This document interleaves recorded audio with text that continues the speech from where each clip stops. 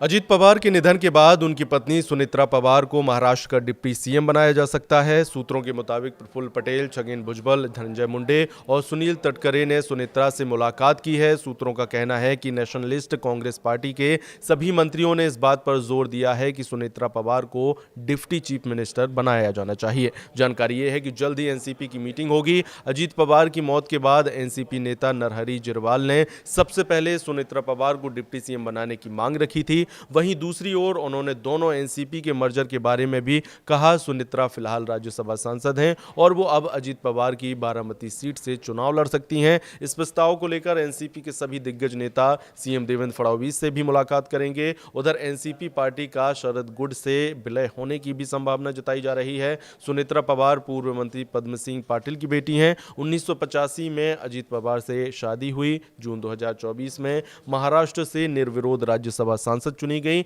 Baramati seat पर सुप्रिया सुले के खिलाफ चुनाव भी लड़ चुकी हैं। राजनीतिक रैलियों में अजीत पवार के साथ सक्रिय रहीं। इधर दूसरी तरफ जानकारी मिली है कि अजीत पवार के विभागों को लेकर फडणवीस से एनसीपी के नेता मिलेंगे। सूत्रों के मुताबिक जल्द सीएम फडणवीस को एनसीपी लेटर सौंप सकती है। अजीत पवार के विभाग एनसीपी को दिए जाने की गुजारिश करेंगे। अजीत पवार के पास खेल, राज्य उत्पादन शुल्क, वित्त विभाग था। हालांकि तकनीकी और राजनीतिक कारणों से यदि सुनेत्रा पवार को ये जिम्मेदारी नहीं मिलती है तो पार्टी में दूसरा सबसे मजबूत नाम प्रफुल्ल पटेल का उभर कर सामने आ रहा है। सूत्रों का कहना है कि प्रफुल्ल पटेल को संभावित उत्तराधिकारी के रूप में देखने के पीछे कई अहम वजह बताई जा रही हैं। पहली वजह उनकी छवि एक कुशल रणनीतिकार और संकट मोचक नेता के तौर पर है। जब भी पार्टी मुश्किल हालात में रही है, पटेल ने पर्दे के पीछे रहकर रणनीति बनाने और समाधान निकालने में अहम भूमिका निभाई है। दूसरी बड़ी वजह उनका दिल्ली से मजबूत संपर्क और राष्ट्रीय राजनीति में गहरी पैठ मानी जा रही है।